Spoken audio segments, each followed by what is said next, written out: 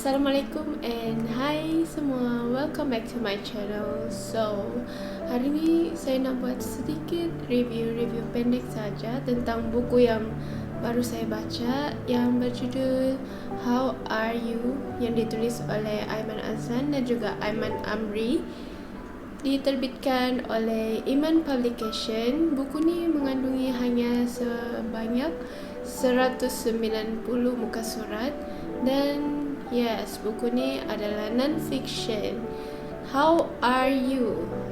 Understanding the silent struggle of stress, anxiety and depression. So, kenapa buku ni berjudul dalam bahasa English? Sebab yes, buku ni ditulis dalam bahasa Inggeris. Tetapi jangan risau sebab bahasa Inggeris yang digunakan sangat ringkas, sangat mudah untuk difahami. So, sesiapa pun boleh baca walaupun anda tidak berapa faham English, tetapi sangat mudah untuk difahami.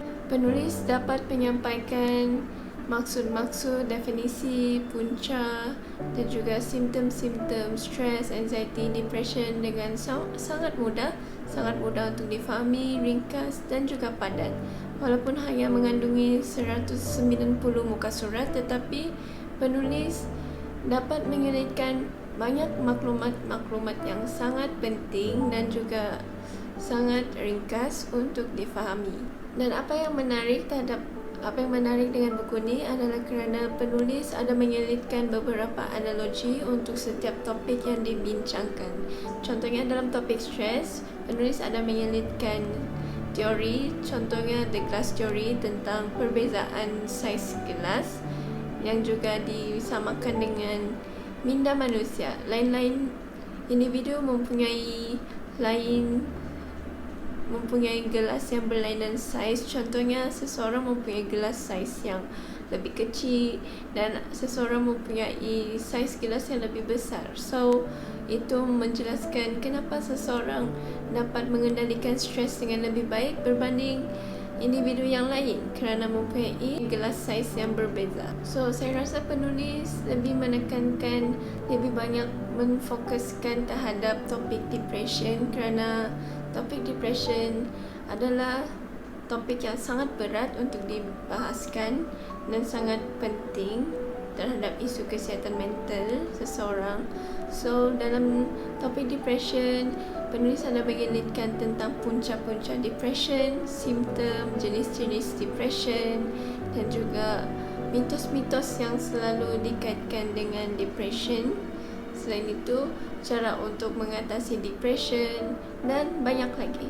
Sangat banyak informasi yang saya dapat daripada buku ni. Saya banyak mencatatkan nota-nota kerana banyak maklumat yang bagi saya penting dan amat bermanfaat untuk saya simpan. Yes. Kesimpulannya, buku ni banyak menekankan bahawa tidak sempurna kesihatan seseorang itu tanpa kesihatan mentalnya. Yes, physical health and also our mental health are not two different entities. They are both part of us. So, dua-duanya sangat penting dan tanpa kesihatan mental tidak sempurna kesihatan seseorang itu secara keseluruhannya. Harapan saya selepas membaca buku ni, saya sangat bersetuju dengan penulis yang mengatakan bahawa masih ramai masyarakat di luar sana yang mempunyai stigma terhadap kesihatan mental ni. Mereka agak skeptikal dengan isu kesihatan mental dan masih menganggapkan bahawa topik ini adalah topik yang tidak boleh dibincangkan secara terbuka, tetapi sebenarnya kita seharusnya menjadikan isu kesihatan mental ini sebagai topik perbualan harian kita kerana dengan itu mereka yang mempunyai isu kesihatan mental dapat merasakan bahawa diri mereka lebih diterima. Sekiranya mereka dapat merasakan bahawa diri mereka diterima, mereka akan lebih mudah. Mereka akan menjadi lebih terbuka untuk membincangkannya dengan rakan-rakan dan juga keluarga. Secara tidak langsung, itu dapat mengurangkan beban mereka dan mereka akan merasakan bahawa mereka tidak keseorangan. Mereka mempunyai seseorang untuk mereka ceritakan masalah mereka, dan secara tidak langsung kita dapat mengurangkan risiko kesihatan mental di Malaysia. Saya harap lebih ramai orang yang dapat memahami situasi mereka yang mempunyai kesihatan mental ini, cuba untuk memahami mereka dan mendengar masalah mereka, bukannya mencaci, menghina isu kesihatan mental mereka. Walaupun kita tidak dapat membantu mereka secara langsung, tetapi kita dapat menjadi pendengar yang baik, dan itu sudah cukup untuk mereka mempunyai semangat untuk menjadi lebih baik, untuk mereka sembuh daripada kesihatan mental mereka ni.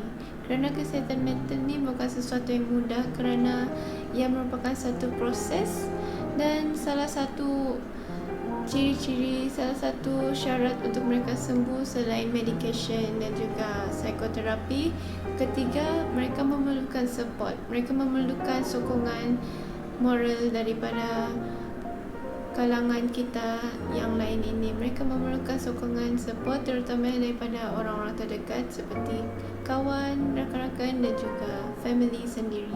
So, saya sangat sarankan bukan saja kepada mereka yang tidak mempunyai kesihatan mental untuk membaca buku ini, tetapi saya juga menyarankan mereka yang mempunyai isu kesihatan mental untuk membaca buku ini, kerana dengan harapan bahawa mereka dapat lebih memahami diri mereka sendiri dan kita pula dapat memahami diri mereka, dan secara tidak langsung kita dapat membantu satu sama lain untuk mengurangkan risiko kesihatan mental di Malaysia. So, saya rasa setakat ini saja video saya kali ini. For a more detailed review on this book, you guys can check out on my link provided below. You can check my review on goodreads.com. Thank you. Have a nice day.